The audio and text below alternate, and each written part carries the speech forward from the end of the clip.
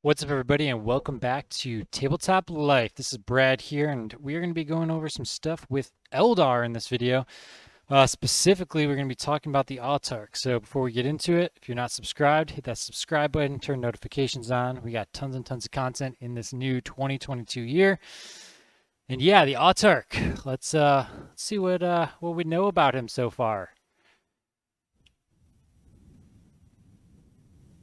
All right, so the basic rules with him are what you would expect, where, core units within 6 inches are going to be rerolling hits of 1. That's your pretty typical, I'm a boss man giving out an aura to everybody else.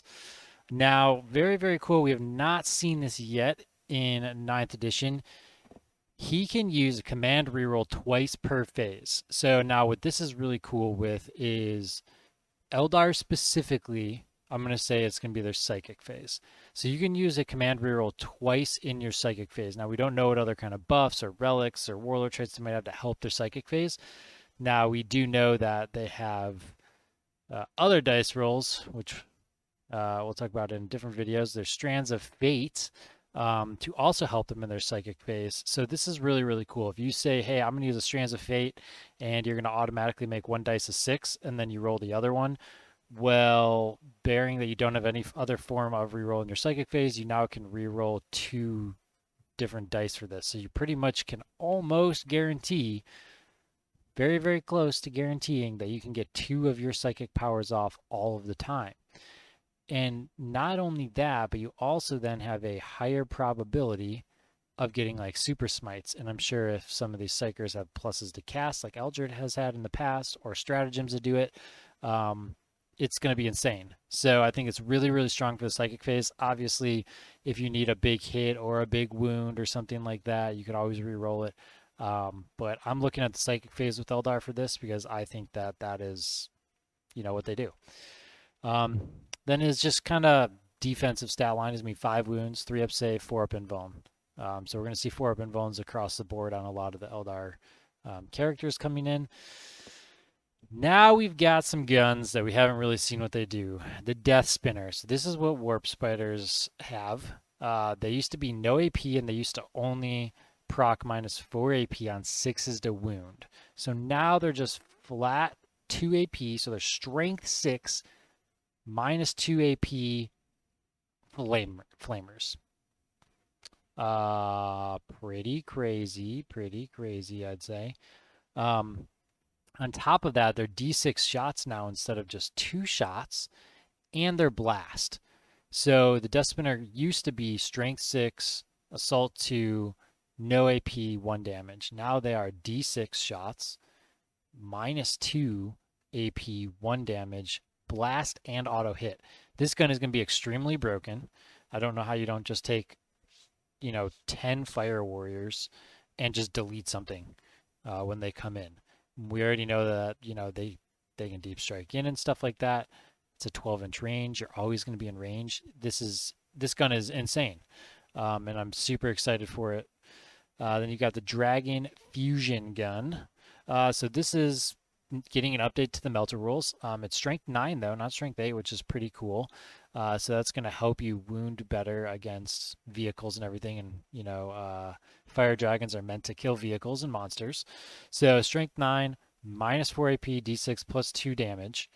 That's just their normal. So this is like a heavy melta that you'd see on like Eradicators or something. And then within half range, it's the D6 plus 4. So that's pretty cool. I think the Fire Warriors have better rules for it, but I think that that's really, really good to put on an Autarch, have him be moving around, and then have this really strong shot as you get close. The Reaper launchers, really the only difference is everything's AP2. They're still 48-inch range. They're damage 2, damage 3. We'll see if the Dark Reapers get anything to make their guns better. I'm assuming they will. On an Autarch, I don't really care for it. So then we look at what he can take in close combat. You got a Banshee Blade, which is going to make him make the strength 4, -4 AP, 1 damage. This is pretty cool. It's only 5 attacks, so you're not going to put out that much damage with it.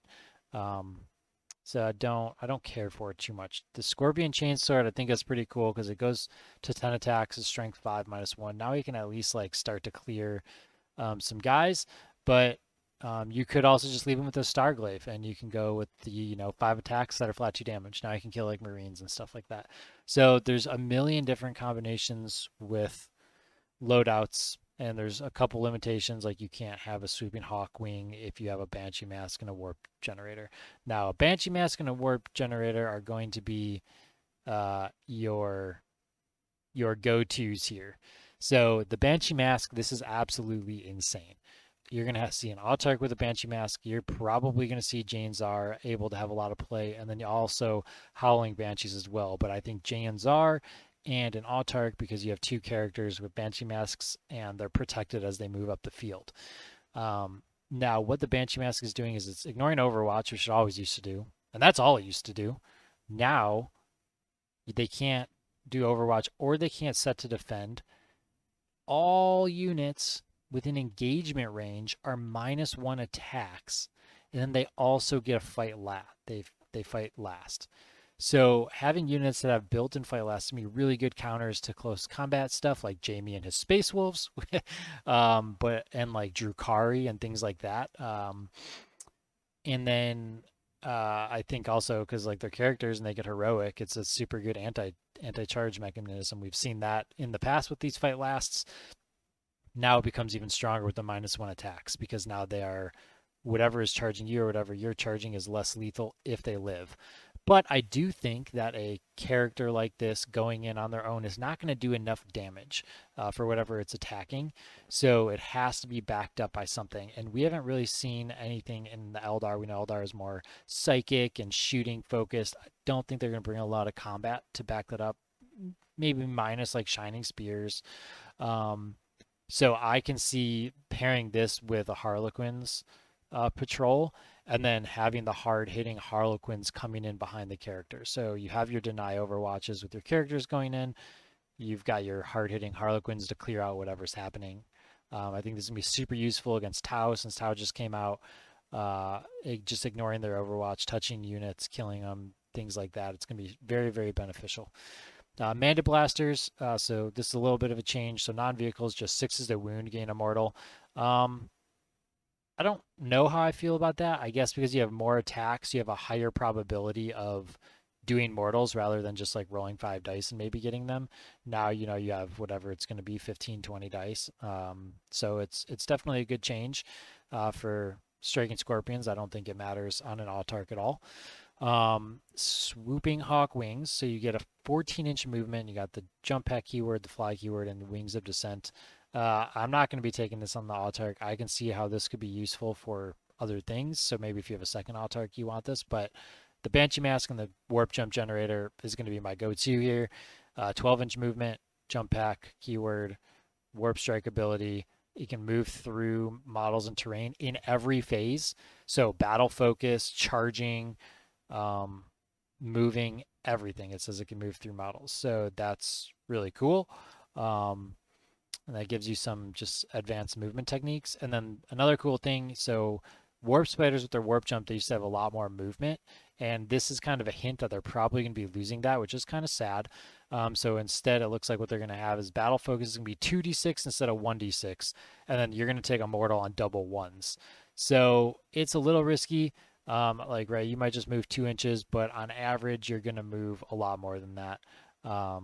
So maybe it gives them a little bit more advantage to be able to shoot something, and then just move a little bit further to be safe afterwards, or jump on that objective they couldn't get to before or something like that. So yeah, I think overall though, the Autarch is going to be slaying.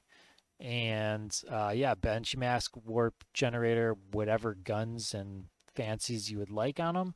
I would be looking at like a fusion, and then whatever kind of complements that for combat. But I think he's going to be a really, really good support character. I'm excited to see these weapons on other units. So yeah, that does it for the Autarch and what we know so far. Like, comment, subscribe, and do all those fun things, and we'll see you on the next one.